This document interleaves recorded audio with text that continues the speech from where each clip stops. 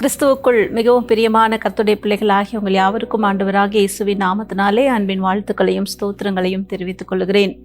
கர்த்தர் கடந்த நாட்கள் முழுவதும் நம்மை கண்மணி போல பாதுகாத்தார்.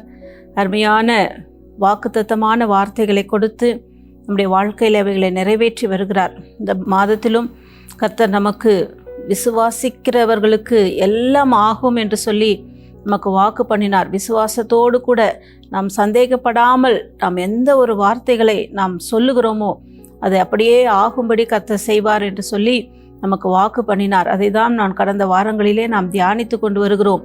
இன்றைக்கும் அதே விதமாக நாம் கர்த்தருடைய வார்த்தைகளை நாம் தியானிக்க போகிறோம். அதற்கு ஆதாரமாக நான் எடுத்துக்கொண்ட வேத பகுதி 1 நாளாகமம் 29ஆம் அதிகாரம் 12ஆம் வசனத்திலே நாம் வாசிக்கிறோம்.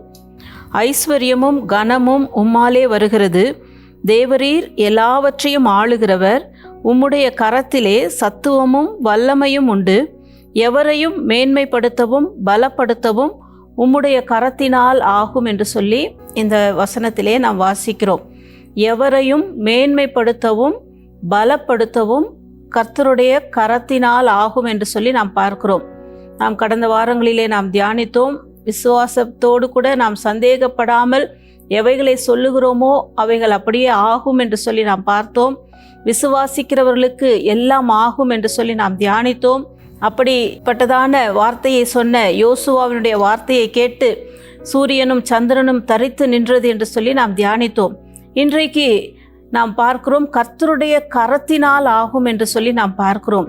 நம்முடைய ஆண்டவருடைய கரம் அது பலமுள்ள ஒரு கரமாக இருக்கிறது. ஆண்டவருடைய கரம் அற்புதங்களை செய்கிற கரமாக இருக்கிறது.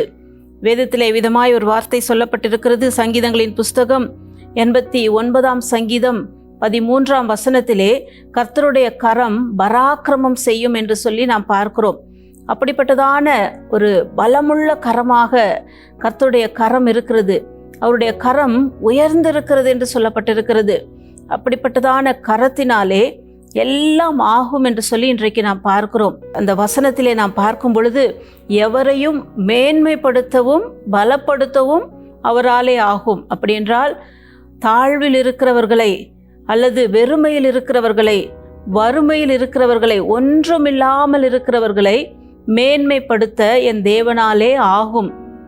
அதற்கு ஆதாரமாக நாம் பார்ப்போமானால் இஸ்ரவேல் மக்களை குறித்து நாம் வாசிக்கும் பொழுது இஸ்ரவேல் மக்கள் அந்த எகிப்து தேசத்திலிருந்து புறப்படுவதற்கு முன்பதாக அவர்களுடைய வாழ்க்கை ஒரு அடிமைத்தனத்தின் வாழ்க்கையாக இருந்தது.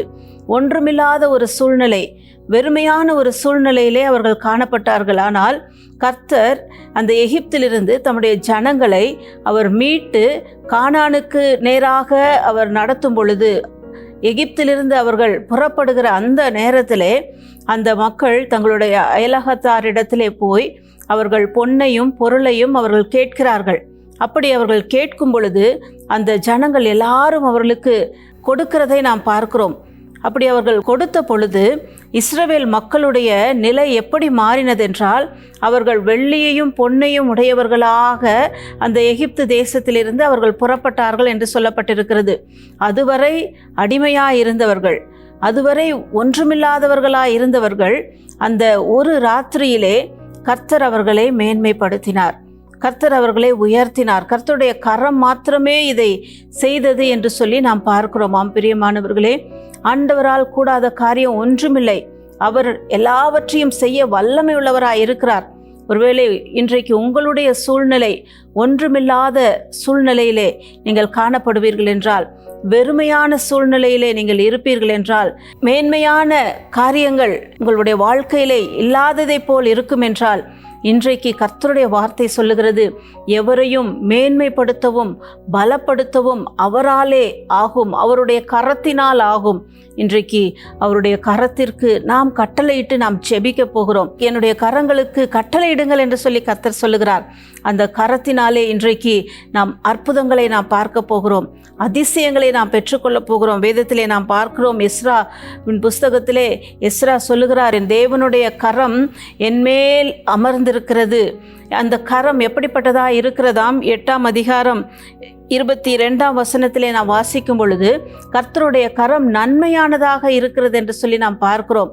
ஆம் பிரியமானவர்களே, நம்முடைய தேவனுடைய கரம் நன்மையை செய்கிற கரமாய் இருக்கிறது, அற்புதங்களை செய்கிற கரமாய் இருக்கிறது. அவர் தொட்டால் வியாதியஸ்தர் சொஸ்தமடைவார்கள். அவர் கரங்களை நீட்டினால் அங்கு இறைகிற கடலும் காற்றும் அமைதலாய் மாறிவிடும். இன்றைக்கு உங்களுடைய வாழ்க்கையிலும் அந்த கரத்தை கர்த்தர் நீட்டும்படியாக நீங்கள் அவரை நோக்கி பார்க்கும் பொழுது, அவரை நோக்கி நீங்கள் கூப்பிடும் பொழுது, உங்களுடைய வாழ்க்கையிலும் கர்த்தருடைய கரம் உங்களை மேன்மைப்படுத்தும், கர்த்தருடைய கரம் உங்களை பலப்படுத்தும். இந்த அதிசயங்களை கர்த்தர் உங்களுடைய வாழ்க்கையிலே அவர் நிச்சயமாய் செய்வார். கண்களை மூடி நாம் செபிக்கலாமா? எங்களை அதிகமாய் நேசிக்கிற எங்கள் அன்பின் பரலோக பிதாவே, இந்த அருமையான வேளையிலும் கூட ஆண்டவரே, நாங்கள் தியானித்த உம்முடைய வார்த்தைகளுக்காக உமக்கு நாங்கள் நன்றி செலுத்துகிறோம் அப்பா.